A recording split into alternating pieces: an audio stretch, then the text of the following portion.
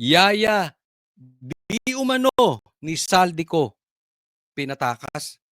Hawak ang ebidensya. Naku, pambihira. Basta connected, patatakasin. Pangalawa, Iglesia ni Cristo nagbayad ng 3,000 di umano para doon sa mga a-attend ng rally. 3K kada a-attend na tao. Kanino galing yan? Paninira na yan. Mamaya pag-uusapan natin. Pangatlo, Malacanang, praning na sa simbahan. Ano na sila eh. Alam na nila ang mga plano. Mamaya pag-usapan ulit natin yan. Patay sa Cebu dahil sa magpinsan. Ang dami pong namatay sa Cebu dahil lang sa magpinsan. Panglima, Pinas lalaban sa gera sa 1 buwan.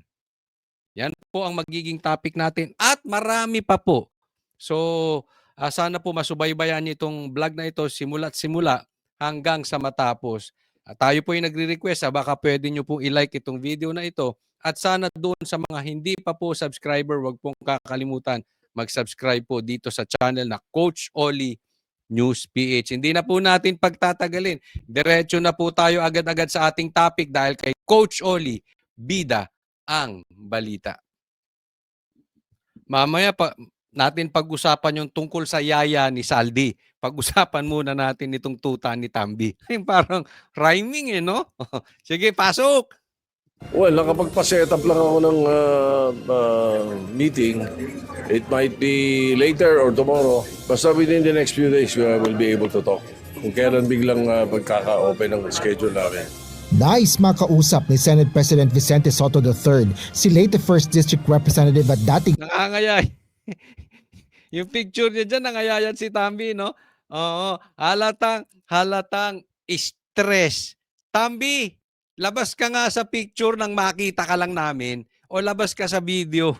Tingnan natin ang kalagayan mo at kalusugan mo. Ang sakit, no? Oo. Di ba, marami ka naman bahay sa Forbes, di umano. House Speaker Martin Romualdez. Layo nito na formal na imbitahan ang kongresista sa pagdinig ng Senate Blue Ribbon Committee sa isyu ng mga umano'y maanumalyang flood control projects. Kasunod ito ng pahayag ni Senate President Pro Tempore Panfilo Lacson na iimbitahan niya sa pagdinig sina Congressman Romualdez at resigned ako Bicol Party List Representative Zaldico. Ayon kay Senador Sotto, wala pang kumpirmasyon kung makadadalo nga si Romualdez sa kanilang pagpupulong. Ngunit nang muling linawin kay Sotto kung makikipag-usap nga ba ito kay Romualdez, ito ang kanyang tugon. Hindi, pinag-iisipan lang namin. Pinag-iisipan lang namin na kung iimbitahan, baka pwedeng diretso imbitahin or through Speaker Boji. So siguro mas maganda kung diretso namin siyang iimbitahin. Alam mo, gusto pang talaga, no? VIP treatment, iimbitahin mo lang siya para kausapin o patungkol dito sa hearing ng flood control dito sa Ghost Projects, kailangan mo pa siyang puntahan. Wow, VIP treatment eh. Yung iba nga hindi ginawa kay VP Sara yan, Vice President. Ito congressman lang, iilan lang ang boto niya, animal. Tito Sotto, anong iisipin ng taong bayan niyan? Masisisi ba natin kung nagpapataas ka ng presyo? Yan ang iisipin niyan. Namang taong ba, ba't ka pupunta ron? Iimbitahin. Parang ganito mangyayari dyan. Tambi, iimbitahin ka namin. So, eto yung mga tatanungin ko. parang lespo lang na nahuli ka doon. Ay! Magse-seminar ka rito. Oo, malayo to. Pupunta ka pa dyan sa East Avenue. Taga saan ka ba? Tagaytay. Malayo ka. Sa East Avenue mo i-claim tong lisensya mo. Brad, sir, baka naman pwede natin pag-usapan yan. Baka pwede kang pakiusapan. Tatanong ng pulis, anong klaseng pakiusap ba gusto mo? Wag tayo maglokohan, nangyari na yan sa atin di ba? Siya naman, gusto niyang kausapin. Ano itatanong? Naku, pag ikaw pinaharap ka namin dito, talagang gigisahin ka ni Marcoleta. Yari ka diyan, 'di ba? Oh, baka naman puwede nating pakiusapan 'yan. Posibleng sabihin ni Saldico 'yun, ay ni Tambi. "Uy, ano bang gusto mong pakiusap?" VIP treatment, gusto pang makausap? Naku. Ay, huwag kayong mag-ano, ha? Huwag kayong magpataas ng presyo. Ulitin ko, ganyan po lalabas yan sa taong bayan. 'Di ba? Padala ka na lang nung sulat, yung nangyayaring natural, 'di ba? Isipin mo, tinuturo yan na isa sa mastermind. Kung itrato nyo VIP treatment, oh, ikaw talaga tuta ay tito, oo. Oh, kamusta na yung kabit? Ay, wag na yung kabit issue. Dito na lang tayo sa politika. Di ba? Ganun lang yun. Sa pagbabalik ni Anong ganun lang yon? Hindi ko gusto yung sinabi mo ron, ha? Diretso namin siyang iimbitahin. Di ba?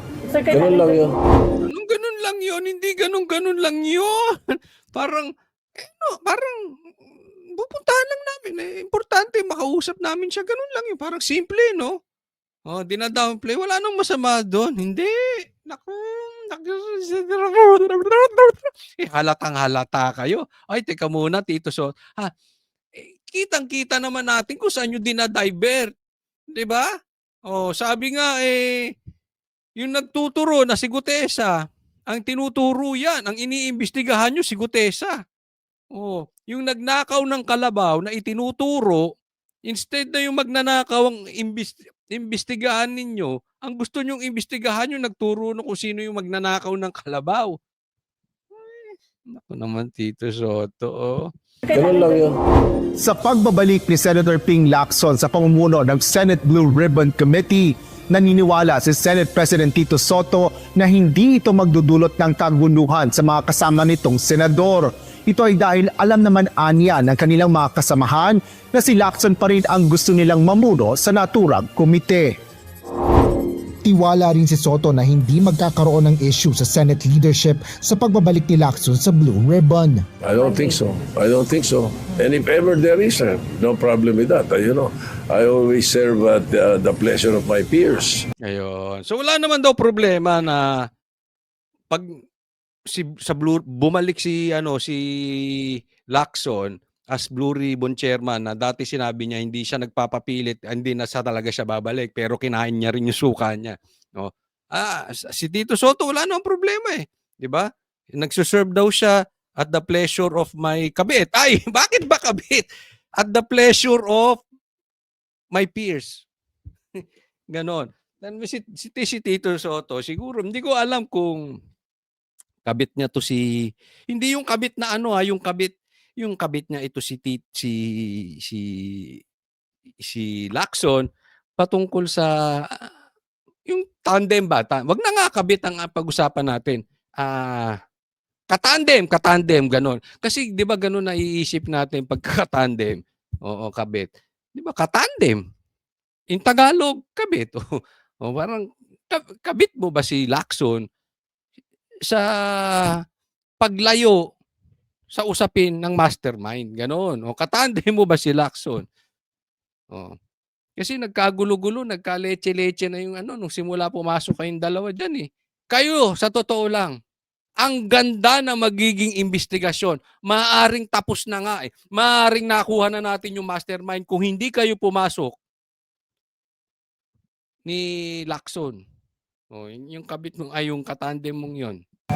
Baka mas madali pa nga yung Senador Calon kaysa ikaw ay opisyal Plano ng Senate Blue Ribbon na itakda ang susunod na pagdinig kaugnay ng isyu ng katiwalian sa flood control projects sa November 14.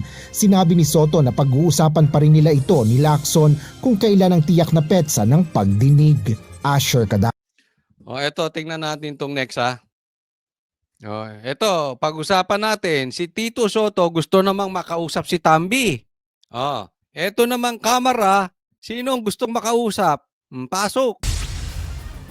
Ruth Base nga doon sa pagsisiyasat ni ACT Teachers Party List Representative Antonio Tino, ilan doon sa mga red flags na nakita niya ay yung pag-overlap ng mga proyekto sa parehong bahagi ng Davao River. Meron namang tinatawag nga na double funding o yung dalawang kontratang pareho ang halaga at lokasyon na inaward sa magkaibang contractors. Dagdag pa nga ni Tino, meron pong 62 contracts na inaward ng walang tukoy at maayos na specifications ng lokasyon at detalye sa mga proyekto na nagkakahalagapuhan ng 3.44 billion pesos. Paulit-ulit din daw ang kontratistang nakitang lumabas sa mga pinunang proyekto. Ayon kay Tino, paniguradong sasabihin ng kampo ni Pulong na may politika rito. Pero Animal! Siyempre, ano pa yan? Gago to ah. Tinan nyo, ang Senado, gustong kausapin si Tambi, ang ginigisa, si Gutesa, ang Kamara naman, ang gustong imbestigahan, Davao at saka Dolomite Beach. Anong nangyayari sa Pilipinas? Ang daming patay sa Cebu. Ang daming lumubog na kotse, bahay. Ang gusto nyong paimbestigahan, si Gutesa at saka yung Davao. Tapos sasabihin nyo, sasabihin na naman politika. Siyempre! Nakapakagago nyo. Anong klase kayong tao? Ang daming ghost projects. Yung iniimbestigahan nyo, ando doon, kita. Yung iniimbestigahan nyo ring Dolomite, ando doon din, nakikita. Tapos, Davao, ang iimbestigahan, ang daming ghost projects, wala. Pinondohan, walang bayad. Pinondohan, binayaran, pero walang proyekto. Bakit hindi nyo imbestigahan? Tapos ayaw nyo sasabihin na politika lang? Halatang halata kayo eh. Halatang halata na pinagtatanggol nyo si Tambi. Kaya naman, the more nyong pinagtatanggol ng ganyan si Tambi, lalong lumilinaw.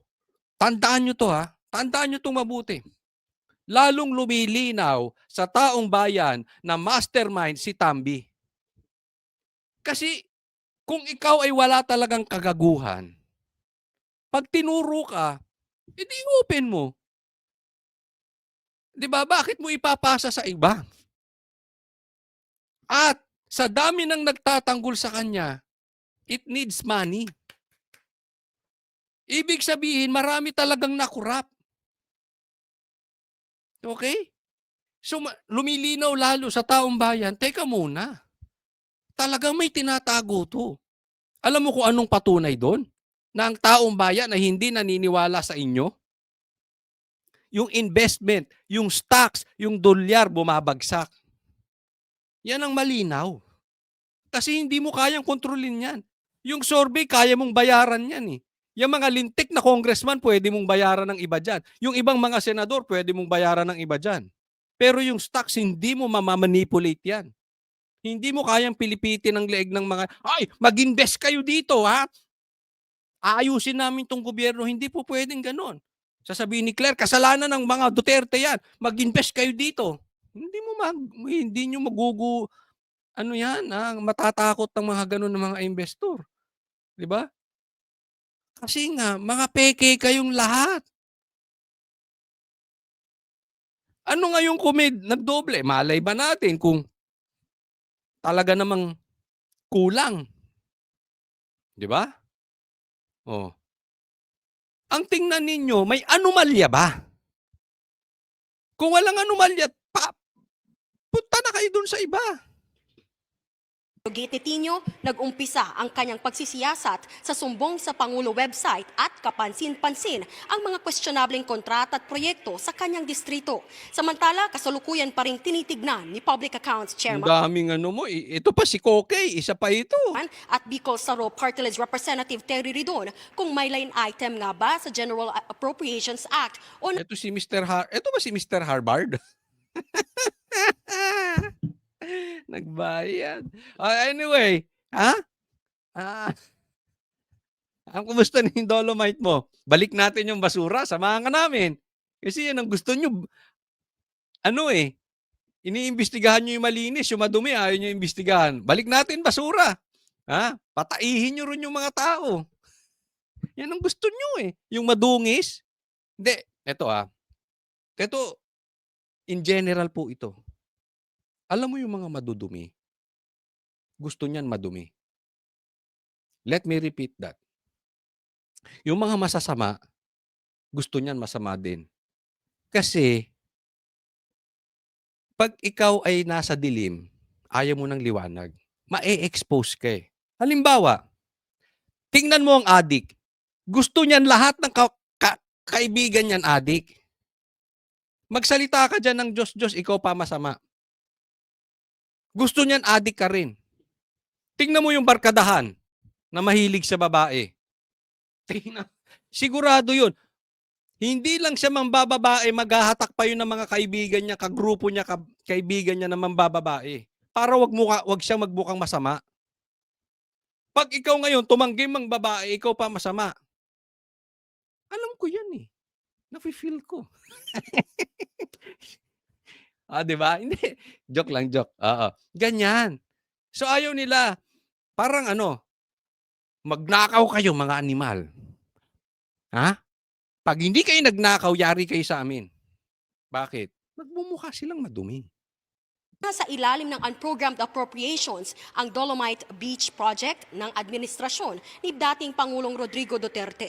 Nilinaw din ni Ridon ang suspecha ng mga netizens na paghihiganti lang daw ito ni Ridon nang tanggalin siya ni Digong bilang chairman ng Presidential Commission for the Urban Poor noong 2017. Narito ang pahayag ni Congressman Ridon. Gumaganti lang si Kokey.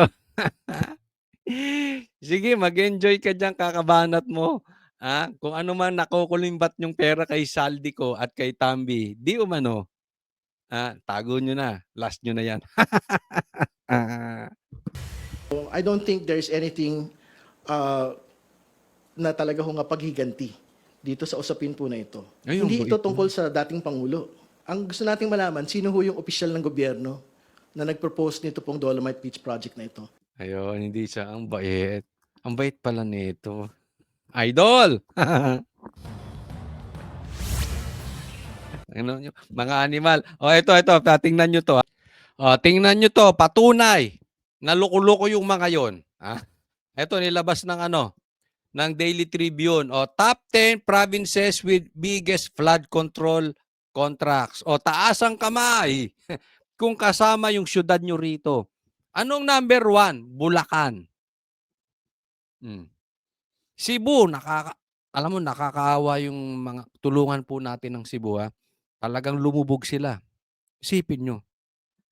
Dahil sa mga magnanakaw, daming patay.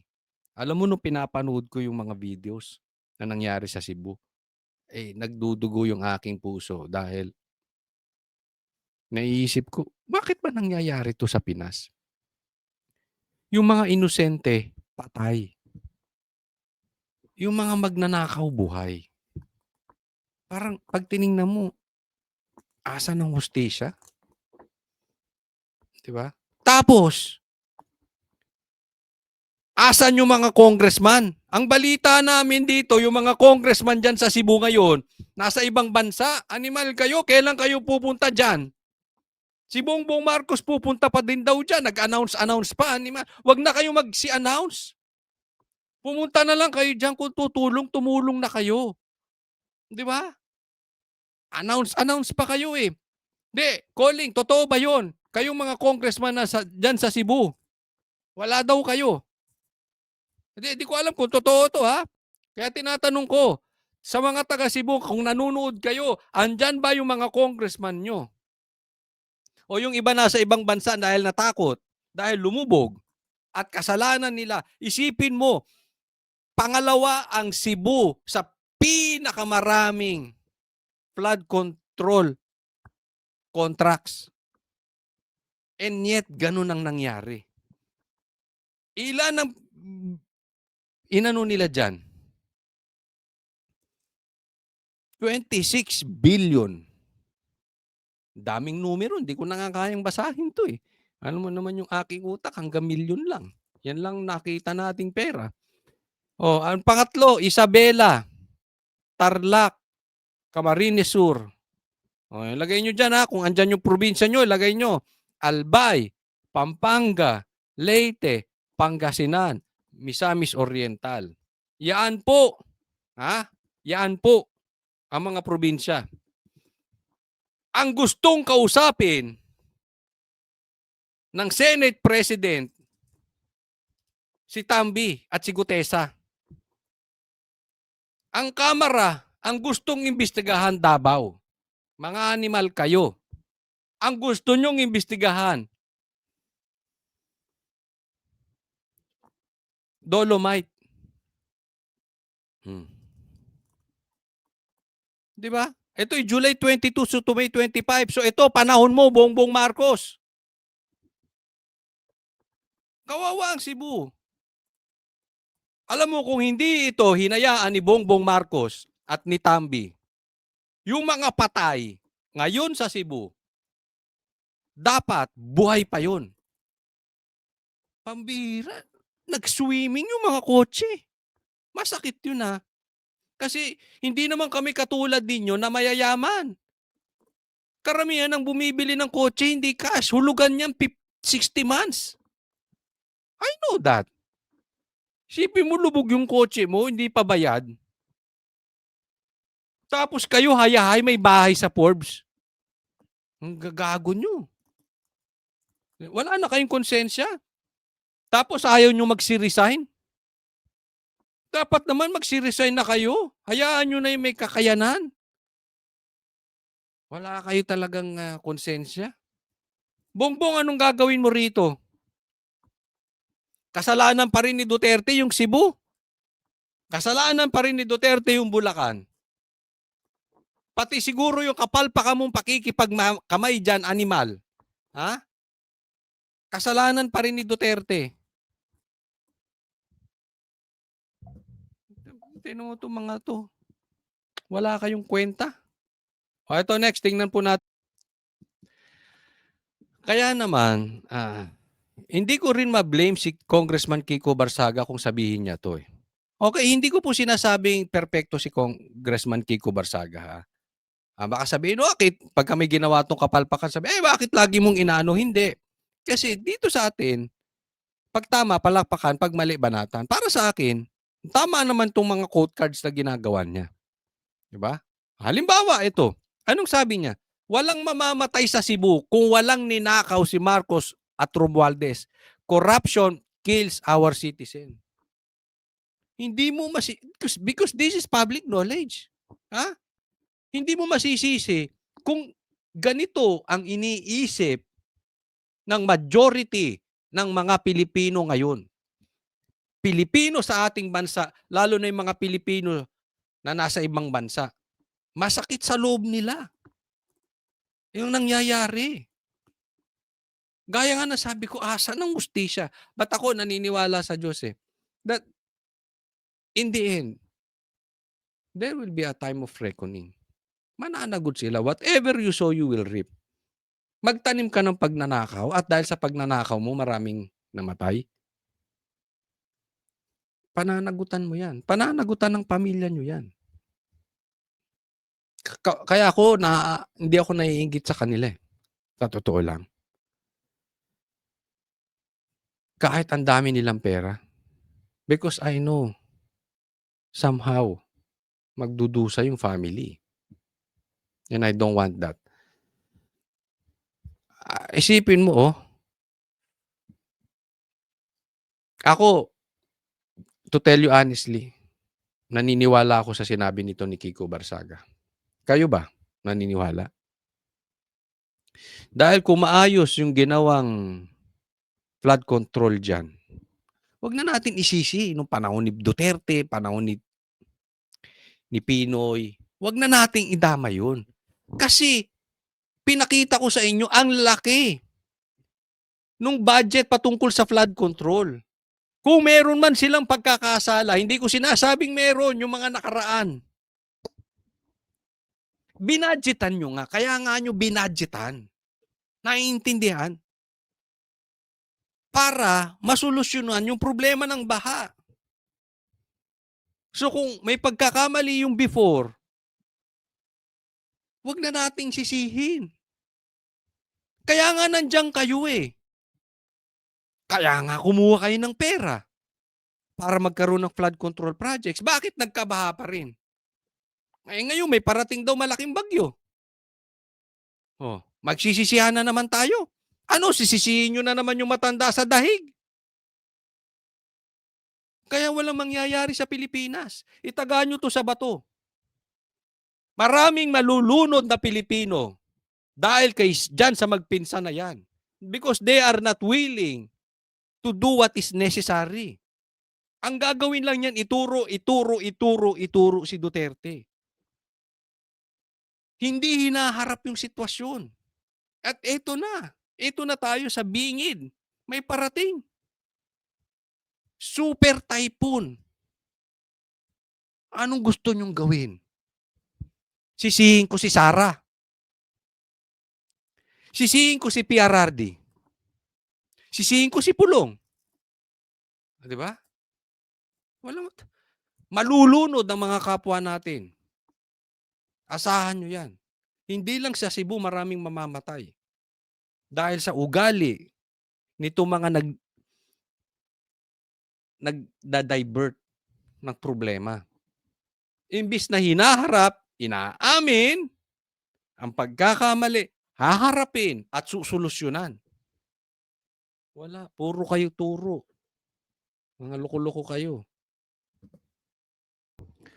Tingnan nyo po ito. Isa pa tong loko-loko. Ha? Basahin natin. Ang sabi, ang utos ng ating Pangulong Marcos Jr. ay dapat nating kayahin, lumaban at panatilihin ang ating puwersa sa loob ng hindi bababa sa 20 hanggang 30 araw. Romeo Browner. Tingnan mo tong dalawang loko-loko na ito. Nangangamatay, nalulunod ng mga Pilipino. Kaysa utusan mo ang sundalo na tumulong, maayos ang Pilipinas. Ang gusto nyo, gera. Ang paghahandaan nyo, gera. Wala naman tayong kaaway, sali ka ng sali, bongbong eh. Duwag ka naman. Isipin mo, binanatan mo yung China tapos makikipagkamay ka. Adik ka ba? Para kang tanga. Tapos makikipagkamay ka doon, wala. Kaya sinasabi ito nakikipagkamay, ha? Sabi niya baka ma-offend, tanga. Walang ganung gawain. Halimbawa, hindi mo kinamayan ang isang tao, hindi ka naman pinapatawag, bawal nga kang pumunta-punta ron basta-basta, tapos bigla kang umakyat doon. Kita mo, hinarang ka. Saglit na saglit, para kang, alam mo, hindi ka parang presidente ron. Para kang fan. Para kang isang member ng isang fans club. Para kang tanga ron. Di ba? Tapos ayaw mong tatawaging tanga. Katangahan yung ginagawa mo. Pag tinignan ninyo, papalusot pa. Baka raw ma-offend. Kung pinatawag ka at hindi ka umakyat, doon ma-offend. Pero yung hindi ka pinatawag, aakyat ka dahil baka ma-offend, hello? Tanga lang, tanga lang. Tapos ito ka pa. May parating na bagyo. Ang daming nagsuswimming yung mga bahay at kotse sa Cebu. Nasa isip nyong dalawa, animal kayo, gera. Wala tayong kaaway. Hindi natin kaaway ang China. China ka ng China. Yung kaibigan mong Amerika, hindi nga inaaway yung China eh. Alam mo kung ba't nila ginagawa ito? Ha? Kasi dinadivert nila. This is another diversion. Galit na ang taong bayan eh. Sasabog na yung puso.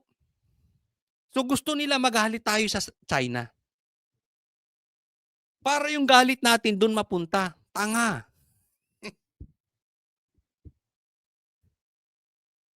Hindi po kami ganyang mag-isip. Huwag mong ginagawa. Kayong dalawa, huwag nyong ginagawang parang tanga mga Pilipino. Ha? Hindi mo malilipat yung galit. Bakit? Nalulunod ba yung mga kababayan natin dahil sa China? O dahil sa magnanakaw ng flood control? Nagugutom ba yung mga Pilipino dahil walang trabaho? Dahil kasalanan ng China? O dahil inutil kayong dalawa? Nagtatanong lang. Niloloko nyo kami. I mean, inutil na kayo. Wala na kayong silbi. Wala na kayong pakinabang sa Pilipinas. Ginagawa nyo pa kaming tanga. Sa isip nyo, tanga kami. So, diversion ito eh. Tapos, di ba may nabalita, 15 billion? Ha? Oh, di umano, 15 billion. Proyekto. Ghost. Ghost din daw. Di umano. Napakinabangan ng AFP. Sinabi yan nila Kiko Barsaga. Di ba? Oh. So ano to, peperahin nyo na naman. Maghahanda, bibili kayo kuno. Bibili tayo ng baril, ganito. So kung may ghost projects, may ghost guns, may ghost army din kayong gagawin. Gagawin yung pera. Ito kayo nagtatanong lang. Kasi parang ang layo nyo sa putukan eh. Ikaw, Browner, ikaw ang head. Alam mo kung asan ang gera, dapat doon ang putukan. Ang gera ng Pilipinas laban sa flood control, ang layo nyo. Ano ba naman kayo? Diba? Hindi huwag kayo magagalit doon sa mga nagsasabi kasi yan ang hinanakit ng taong bayan. Saan tayo pupunta niyan? Hindi, kasalanan ni Duterte. Sige, sisihin na natin si Duterte. Di Duterte na naman. Kaya tayo may kaaway na China, Duterte. Kaya merong anomalyang ghost weapons na 15 billion dahil Duterte. Dahil kaya kayo walang baril, Duterte. Sa totoo lang, ang corny na nitong mga to. Yung bang parang ang gumagawa ng kanilang optics, wala nang maisip. Be creative naman. Kung gusto nyo talagang humupa ang galit ng taong bayan, be creative. Yung ganito, corny. Sa totoo lang. Next po, tingnan natin to. Yung kanina, diversion ng sundalo ni Bongbong Marcos. Ngayon naman, diversion ng yaya ni Marcos.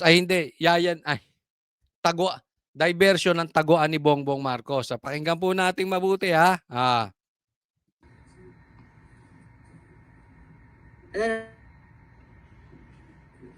KOJC ba magra-rally? Ay, bakit nadama yung KOJC dyan? Kasi may nakikita ako sa mga thumbnail. If mga kuya. If magra-rally ang KOJC. Mga pa-if-if siya dyan. Pag nandun siya sa PCO, banat siya ng banat. Kasi vlog niya yan eh. So siguro nag-iisip siya baka madimanda. Pero pag doon sa vlog ko, protected ako ng mga amo kong mastermind. Hindi umano. Sige. Sorry. Pasok. Nakikita ako sa mga thumbnail. If mga kuya. If magra-rally ang KOJC, alam naman natin bakit. Not really for corruption. Maybe siguro, ayaw nila ng corruption. Sige, lagyan na natin sa corruption. Ayaw nila. Pero pag sumigaw sila ng PBBM resign, alam niyo na kung bakit. Kasi, baka malapit na ang schedule ng extradition. Baka. Kung hihilingin ng US itong si Pastor Kibuloy. Ayun. Ita-translate ko anong ibig sabihin ni Claire dito. Okay? Ito translation yan. Diretsahan tayo, wag tayo maglokohan. Ito translation dyan. KOJC, huwag kayong sasali sa rally. Pero, kung sasali kayo sa rally, huwag kayong sisigaw ng KOJC, huwag kayong sisigaw ng Bongbong resign. Dahil pag sumigaw kayo ng Bongbong resign, si Pastor Kibuloy, bibit-bitin namin sa Amerika gaya ng ginawa naming pagbitbit kay PRRD sa dahig. Yan po ang iniisip ng madami. Chilling effect po yan. Yung ginagawa ni Claire na yan, ayan ay indirectly tatakutin ang mga reliyon. Una, KOJC. Kaya nga naman binanatan nila si Villanueva, di ba? Huwag kayong sasali. Ha? Dahil pag sumali kayo dyan sa sigaw ng Bongbong resign, guaranteed nyo gigipitin namin si Senator Villanueva. Gaya no kung paano namin ginipit si Pastor Kibuloy. Ang kaibahan lang, hindi ko alam hindi ko sinasabing hindi sila ganun. Si Pastor Kibuloy hindi takot sa inyo. Alam niyang nasa tama siya. Maninindigan siya. In English, hindi siya eat shit. Hindi siya kumakain ng tae. Hindi siya kumakain ng suka. Mayroon siyang paninindigan. So wag niyong takutin. Ha? Kasi ganyan ang ginagawa nila eh. Pag umalyado ka sa Duterte, aalukin ka ng maganda. Pag hindi ka pumayag, nakikita nyo naman yung nangyayari. That is public knowledge. Sampahan ka ganito, ganito, ganito, ganito. Diba? So tatakutin ka doon sa... Kaya yung ibang simbahan, alam nyo kung bakit takot magsalita? May patong yung leaders eh. Takot sa demanda. Wala po tayong binabanggit ha.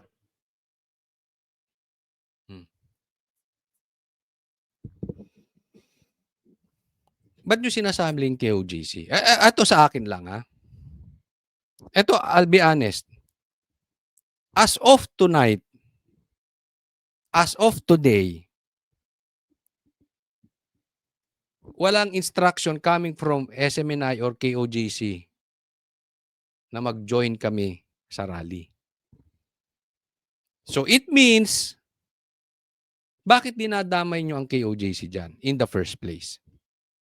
Second, kung a-attend kami or a-attend yung mga taga-KOJC, it means hindi pinilipit yung kanilang leeg. A-attend sila ng kusang loob. Ako nagsasabi akong totoo. Walang nagsasabi sa amin na umattend kami ng rally. Wala. Itong darating na rally wala. Walang instruction. As of today. So ano ibig sabihin? Attend kayo kung sa tingin nyo mali ang gobyerno, attend kayo. Parang ganun. Ganun ang dating sa akin. Diba? Pero hindi ka namin pipilitin. Ganun ang dating. Okay? At pakinggan nyo pa. Ito pa, may bibirahin pa siya. JIL, JIL naman. kung magrarally, kung against corruption, go. Pero kung para humiling na pababay ng Pangulong Marcos Jr., alam niyo na kung bakit. Dahil nasa sangkot si Senator Joel Villanueva. Kita mo? So, anong ibig sabihin dyan? JIL, shut up your mouth. Indirectly, I believe yan ang gusto niyang parating. JIL, shut up your mouth. Huwag kayo sisigaw dyan ng Bongbong resign. Kung hindi, si Senator Villanueva, yari sa amin. Chilling effect tong ginagawa ni Claire. Kaya nga naman, etong tingnan nyo susunod. Kaya naman, eto, binabanata na nila isa-isa. Okay? INC, KOJC, JIL, mark all the corrupt safe. So, ito, hinaharas na nila. Yan ang style nila eh. Para ano? Alam naman kasi natin na malaki itong magiging rally. So, tinatakot bawat simbahan. huwag kayong magpa-participate, huwag kayong sisigaw ng Bongbong resign. Kundi haharasin namin kayo.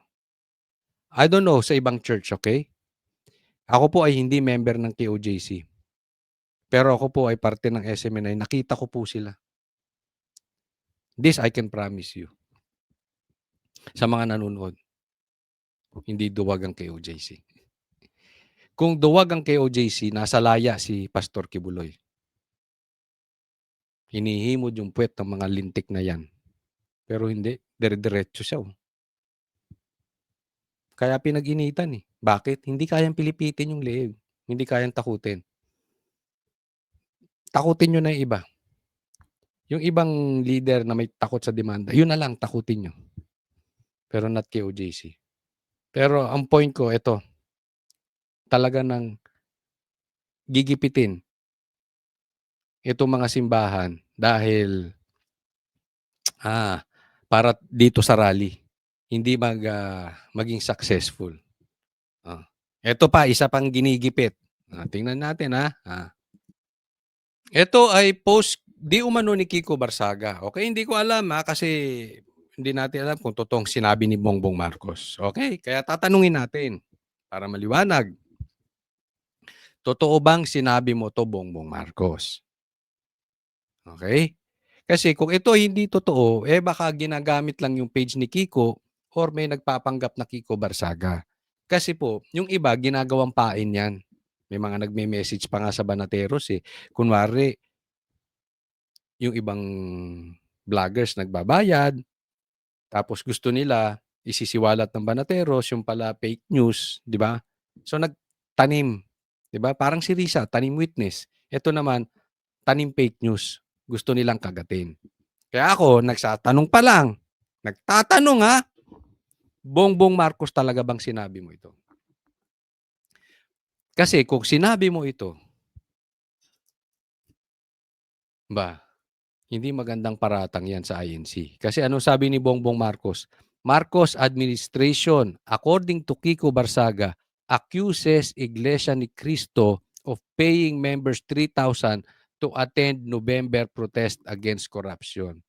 So kanina, binanata ng KOJC, tapos JIL, tapos ngayon, Iglesia ni Cristo. I don't think kailangan magbayad ng Iglesia ni Cristo ng 3,000 pesos para lang umattend yung kanilang members. I mean, dati na yan eh. Pag nagsabi ang Iglesia ni Cristo ng rally, yung nakaraan, nandoon kami. Nakapag-attend po kami noon. Nandoon kami tapos nakita nyo naman, naka-live sila. Nagpunta rin kami ng Manila Hotel dahil sa tabi ng Manila Hotel yon. No? Sa ganung kadami, I don't think babayaran ng ganun ng Iglesia ni Cristo ng 3,000 each. Ang dami po nun. Diba? So, kaya tanong ko to, Bongbong Marcos, dapat sagutin mo to. Kung ito ay sinabi mo. Ay kung hindi naman, yan po ang sabi, Kiko Barsaga, no? Pero, kung hindi naman, ganun pa man din. Patuloy niyang ginigipit nitong administrasyon ang mga simbahan. Tulad ng ginawa sa KOJC tsaka sa JIL. Ito naman, nako, hindi magandang salita yan. Bongbong Marcos. Okay, kailangan mong patunayan yan kung totoo mong sinabi yan. Dapat hindi lang patunayan. Alam nyo po, mga kababayan, kung talagang sinabi to ni Bongbong Marcos, ibig sabihin, affected talaga sila. Kinakabahan natin sila dito sa susunod na rally. Nakita nyo naman, si Claire, sa kanyang vlog mismo. Vlog niya yun eh. Nakita ninyo na concerned siya dito sa mga simbahang magrarally. It means, umaaray na, nagpapanik na. Kaya, gumagawa sila ng chilling effect. Alam nyo, huwag nyong iasa sa chilling effect o pananakot ang mga magrarally. Gumawa kayo ng tama, hindi nyo kailangan takutin ng tao. Pag tama ang ginagawa nyo, walang rally. Pero kahit anong pananakot ang gawin ninyo, Hindi man ngayon, sooner or later, mabubuko kayo. Babalik sa inyo yan. Babagsak din kayo. So, anong punto? Ayusin nyo yung trabaho ninyo. Huwag puro Duterte. Sabi ko nga doon sa post ko doon sa Facebook eh. Di ba? Ang PRRD, drug war. Ang Bongbong Marcos, Duterte war. Walang inasakaso tong tao na to. Kung hindi Duterte. Hindi ko alam kung napapaniginipan nito si PRRD na eh. Ha? Baka pag nag-hallucinate ito, si PRRD nakikita niya. Kawaawang tao, no? Isa lang masasabi ko. Tigil-tigilan nyo yung simbahan. Irespeto nyo. Kung gusto nilang mag-rally, di ba? Ay sinasabi kasi ni Claire, dadalin si Pastor Kibuloy. Pambihira naman. Extradition? Ano, ipapamigay nyo na lang ang Pilipino? Basta-basta? Gaya ng ginawa nyo kay PRRD? Hindi ba nakikita lang ng mga simbahan na yung kapalpakan ni Bongbong Marcos? Baka nakikita ng mga Pilipino na isa sa mastermind si Bongbong Marcos. Hindi kung ano-anong iniisip ni Claire. Huwag tayo lumayo sa usapin, Claire. Huwag niyo po ilayo sa usapin. Kung magrarally ang taong bayan at gusto mag-resign, penari-resign si Bongbong, ibig sabihin, may nakikita silang maling ginagawa ni Bongbong. It's not about because of their leaders. It's not about Duterte. Hindi lahat ng bagay sa mundo ay Duterte, Claire. Huwag ka masyadong obsessed. Para kang si Lacson obsessed kay Gutesa. Tigil niyo yan. Ang corny na eh. Next po. Ngayon naman, pag-usapan natin to si Saldico tsaka yung yaya niya. Di umano. Dito, pag-usapan natin. Unfortunately, there are credible and serious threats to his life na he's really afraid to come out at this time. May mga banta umano sa buhay ni dating Ako Bicol Party List Representative Zaldico. Ito ang inihayag ngayong araw ng kanyang legal counsel na si Attorney Rui Alberto Rondain. Ayon sa abogado, natatakot ang dating mambabatas na umuwi ng Pilipinas. Pangunahin na dahil sa tensyon o matinding galit ng publiko. And like I said, he's deathly afraid of coming home because may serious threats to his life. One half of the country wants to throw him in jail and throw away the key. The other half wants to string him up by the nearest tree. Would you come home under those circumstances? I wouldn't recommend it. Yan, hindi ko maano tong siyempre pagtatanggol niya abogado eh. Normal yan eh, kasi kumbaga parang si Claire. Normal na ipagtatanggol niya si Bongbong Marcos. Ito rin, normal na ipagtatanggol mo si Saldico. Kliyente mo yun, tumatanggap ka ng pera sa kanya. Trabaho ng abogado yun, wag natin sisihin. Pero, kung ililipat nyo sa Duterte, hindi nyo na trabaho yun. Ibig sabihin, lumalayo na kayo. Ipagtanggol mo lang yung kliyente mo na hindi siya yung pinagbibintangang mastermind, one of the mastermind. Dapat ganun. Ang problema kay Claire, instead na pinagtatanggol lang si Bongbong Marcos, nililipat pa sa Duterte. Ganun. Ganyan po kademonyo tong mga ito. Diba? So yun hindi na naaayon sa trabaho. So etong abogado, intindi natin, dapat tanggol niya talaga si Saldico. Kaya sa kanya, natatakot siya, si Saldico, na umuwi ng Pilipinas dahil kalahati daw gusto siyang makulong, kalahati gusto siyang yariin. Diba? Tatakot siya, baka barilin siya. Barilin si Saldico. Sa yaman mong yan, okay, hindi ka mababaril ng mga pipitsuging tao. Saldico. Sa dami mong pera, I'm sure marami ka ring gwardya. Marine nga di ba? Marines nga yung mga gwardya mo. Okay? So, hindi ka magagalaw. Imposible ng mga pipitsuging tao. Ang gagalaw sa'yo matataas na tao. At ang taong bayan, huwag mong katakutan na gusto kang patayin. Kasi gusto ka nilang umuwi dito para isiwalat mo yung mastermind. So kung may papatay sa'yo, hindi taong bayan. Ang papatay sa'yo, kapwa mo mastermind. Ang papatay sa'yo, yung mas mataas sa'yo. Kasi yung taong bayan, walang capacity yan para patayin ka. At the same time, hindi yan ang... Siguro may pagkakamali si Saldico. Pero yung taong bayan, gustong lumevel up. Kasi alam nyo to si Saldico, party list lang to eh. Iilan lang ang boto niyan. Tapos ganyang hawak ang pera. Huwag nga tayo maglokohan. Merong mas mataas kay Saldico. So kung yayariin ka ng taong bayan, hindi nila makukuha yung hustisya. Ibig sabihin, makakawala yung mas mataas pa sa'yo na mas mastermind pa.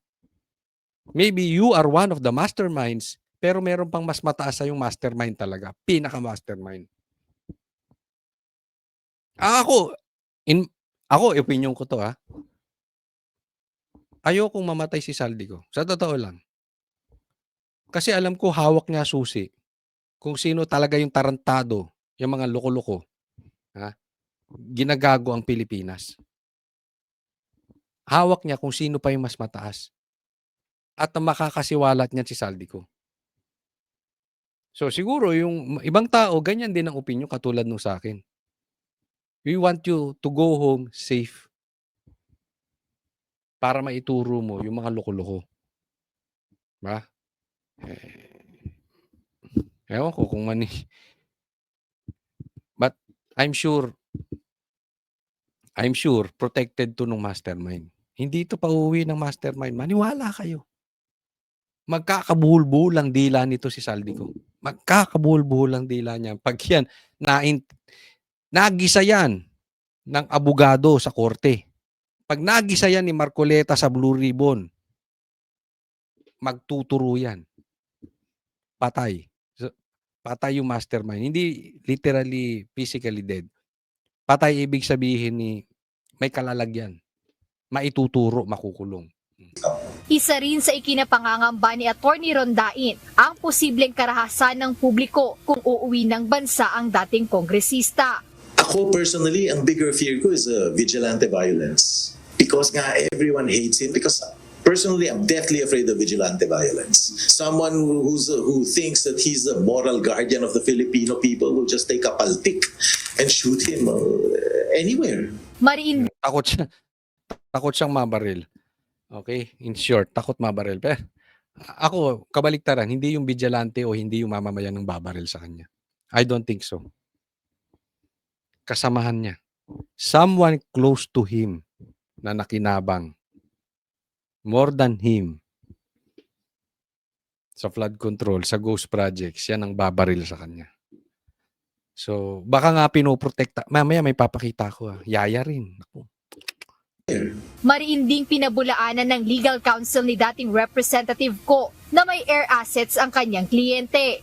Si Representative Ko, wala siyang may-ari na any aircraft. I understand that any aircraft related to him is owned by Mitsubishi Aviation. Kasi Hindi naman pala sa kanya yung mga chopper. Hindi naman pala sa kanya yung mga private jet. Related lang sa kanya. Sa kanyang aviation. So sa madaling salita, sa kumpanya niya. Alam na this, di ba? Again, syempre, normal sasabihin ng abogado yun. Alam naman natin ganyan ang ginagawa talaga eh. Di ba? Alam natin niya sa negosyo. Huwag mo ipapangalan sa'yo. Pangalan mo dun sa korporasyon nyo. Para pag nagka-problema, problema ng korporasyon. Kung si PRRD yan, di ginibayan. Pinadaanan sa pison. Ay, hindi pala, malalaki yan. Di ba? Paano kung pinagibayan? Kasi personal niya na kuha. O pinababalik sa gobyerno. Dinawala yung eroplano tsaka yung chopper. Pero pag sinabing sa korporasyon yan, hindi mo pwedeng galawin yan. korporasyon yan, eh, may iba pa ring may-ari niyan. Hati-hati. Kung may chopper, may chop-chop sila diyan. Siyempre, hello. Nilusot. Okay, wala siyang chopper. Ang tanong, naniniwala ang taong bayan? Hindi. Kasi, ang problema dito, okay, ayaw niyang umuwi eh. Tapos magsasalita siya doon. Can you blame the people? Yung mga pinagsasabi mo, hindi pinapaniwalaan ng tao. Eh sabihin mo, wala kaming pakialam sa pinapaniwalaan ng tao. Diba? Eh, syempre, wala kaming pakialam doon dahil mayaman kayo. Ang punto rito, paano natin susolusyonan, maibabalik yung tiwala ng taong bayan? Hindi nyo mababalik just by explaining. They want result. So, basta itanggi nyo, okay na? Yes, maybe sa korte, pwede lumusot. Pero sa tiwala ng taong bayan, no one will believe that shit. Pa rin si Mr. Ko sa Miss Ibis. You should ask the lawyer of Miss Ibis. Base sa naging pahayag ni Public Works and Highway Secretary Vince Dizon noong Setyembre, nagmamay-ari si Ko ng ilang helicopter na nagkakahalagaan ng 4.7 billion pesos. Ito ay batay na rin mula sa record 4.7 billion. Dami nun, no? Tapos, yung naguhulog sa kotse, yung naguhulog sa bahay, nalunod ng mga tao sa Cebu. Grabe. ng Civil Aviation Authority of the Philippines o CAAP. Ngunit para kay Attorney Rondait, misinformation ang naturang mga pahayag. I'm assuming that it's owned by Miss Ibis. I'm sure that he personally doesn't own any aircraft. I am not counsel to the aviation companies, so it wouldn't be fair for me to speculate on that. Samantala nanindigan ang kampo ng dating mambabatas na hindi sila magsusumite sa Office of the Ombudsman ng counter affidavit o kontra salaysay. Ito'y kaugnay Kasi isipin ninyo, ha? Ganito ang paniwala ng taong bayan, tinuturo si Saldico at si Tambi. Eh, pinupunto ko kanina sa inyo eh. Tapos ang gusto nilang imbestigahan Davao.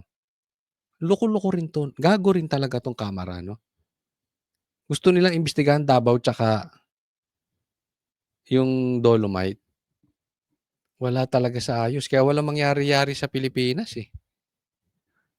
Nagkaloko-loko na yung Cebu. Ganito pa ang reaksyon ng gobyerno.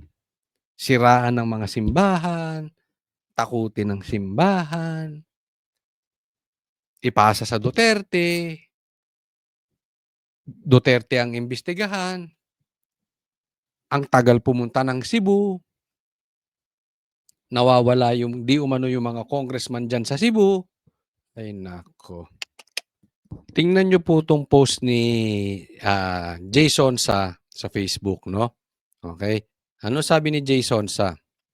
Yaya ni Saldico, huli pero di kulong. I was just informed by my source at the NAIA that a female passenger was offloaded by the BI, Bureau of Immigration at the Ninoy Aquino International Airport due to suspicious travel itinerary. So naharang, na-offload.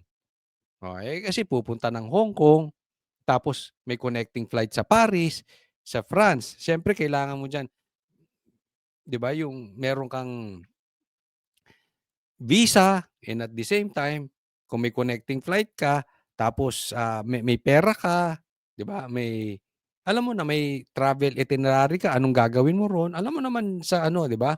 Oo. After interrogation and review of her documents, sabi ni Jason sa a very new visa and records of her supposed sponsors, the BI authorities confirm that she is the yaya of former House Appropriation Committee Chairman Ako Bicol Party List Saldico.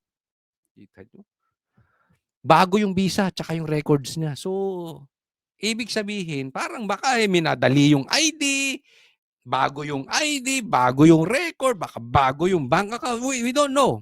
Anong ibig sabihin dito? Pero, pinaalis. Bakit? The female passenger name withheld was scheduled to board the plane to Hong Kong with connecting flight to Paris, France. She was not detained. Yan po ang sabi ni Jason sa. Tanong, tanongin natin si Saldico, totoo ba yan? At sana kung ito ay hindi totoo, itanggi nyo. At I'm sure, kung totoo yan, sasagot si Jason sa. Pero kung hindi totoo yan, hindi sasagot si Jason sa. Fair enough. Total, nagsasalita yung abogado mo, pagsalitain mo na rin kung ito'y totoo o hindi. Kaya nga nililinaw natin, totoo ba to o hindi.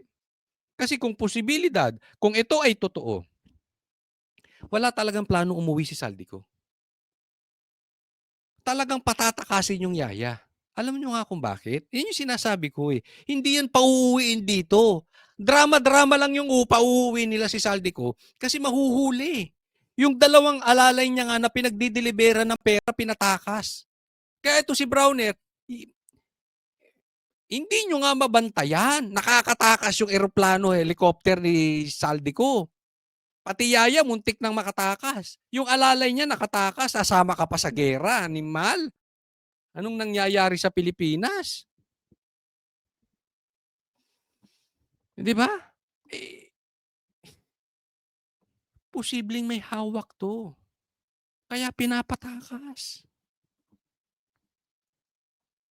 Remember, kung yaya yan, kasama yan. Kung asaan si Saldi. Di ba? Ano yan? Close in yan. Kumbaga sa bodyguard, close-in bodyguard, may close-in bodyguard, may close-in na yaya. Yan talagang nagsisilbi sa'yo. Nakikita niyan yung in and out ng pera. So kung totoo ito, sabi nga ni Claire, if this is true, sure yan, may hawak na ebidensya tong yaya. Dapat maimbestigahan ito. Kung totoo at kung hindi totoo, tanggi mo Saldico. Di ba? Wala, hindi nila planong pauwiin yan. Mabubukong eh. Kaya nga dapat yan, sabi nga nila kakansilahin na daw yung passport ni Saldico. Ang tagal. Kakansilahin nyo. Malamang-lamang sa tagal nyo nakakuha na. Ang daming pera niyan eh. Nag-iisip ba kayo? Merong mga makakakuha ka ng passport. Pera-pera lang yan. Makakakuha yan ng iba. Di ba? Merong citizenship, bibili ka lang ng bahay, etc. etc. Sa daming pera niyan, makakuha na yan ng passport. Ang tagal nyo kasing kumilos eh. Tas nakakatakas na yung iba. Muntik na yung yaya. Sana lang. Panawagan, Marcoleta, kung totoo ito, baka naman pwedeng imbestigahan nyo rin yung yaya. Posibleng magturo to. May susi yan Tatandaan natin, mas di hamak na magandang ebidensya yung malalapit sa kanya. At may purpose kung bakit patatakasin. Meron. Ang tingin ko dyan, yung mga mastermind, nakikita niyan. Tumatanggap din ng pera. Next po tayo. Ito, gusto kong mapakita sa inyo dahil gusto kong bigyan ng komentaryo. Itong nasa taas, tingnan nyo, nagkaroon siya ng si PRRD ng meeting with Putin, Russia, USA, Trump, China, Xi. Hindi niya kailangan mag-gate crash. Kaya kalokohan yung sinasabi ni Bongbong Marcos na inakyat niya yung baka ma-offend. Una, hindi addict yung mga yan.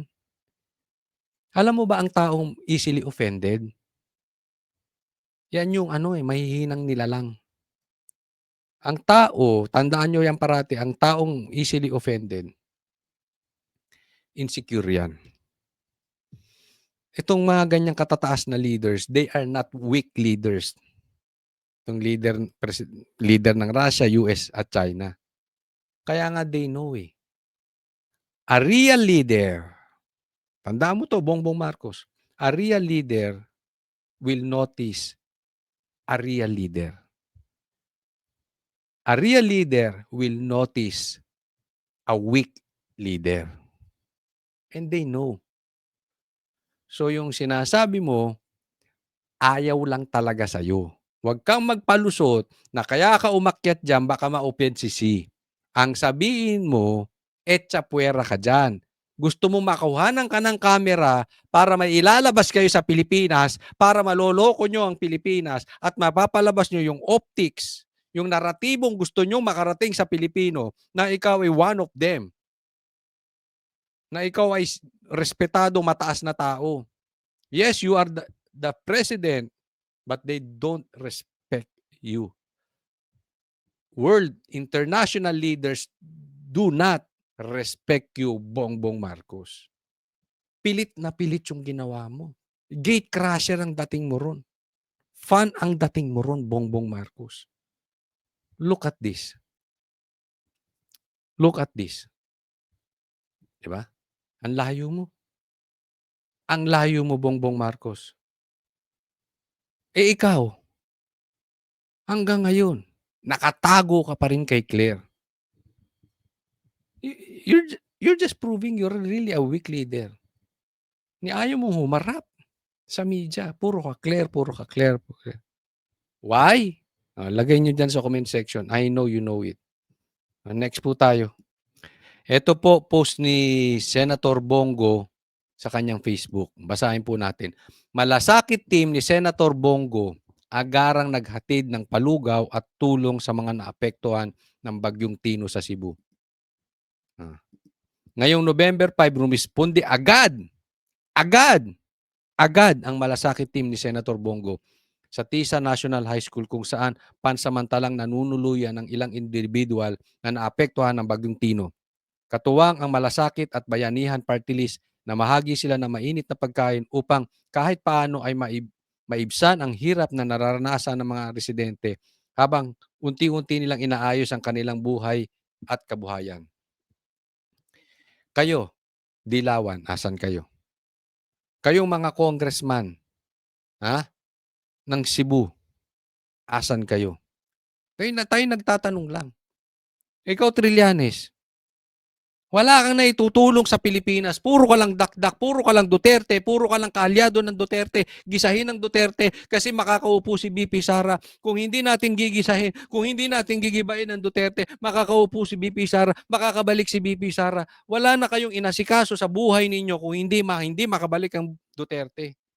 Habang nagugutom ang mga kababayan natin, nalulunod,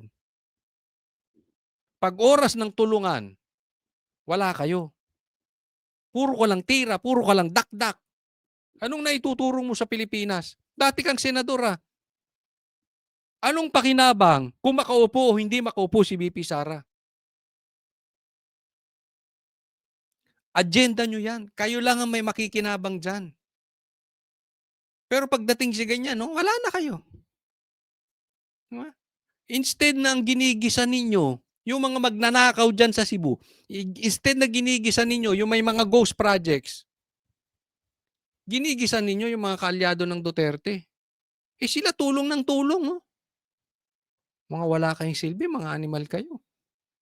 Kayong nagpapahirap sa Pilipinas. Hindi ko alam ba't nandito pa kayo sa Pilipinas .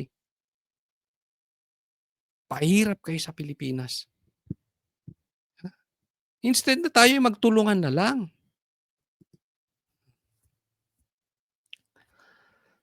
Etong sa bawat sakuna hindi pinapabayaan ni Mr. Malasakit. Etong Malasakit na to, yung Malasakit Center ni Bongbong.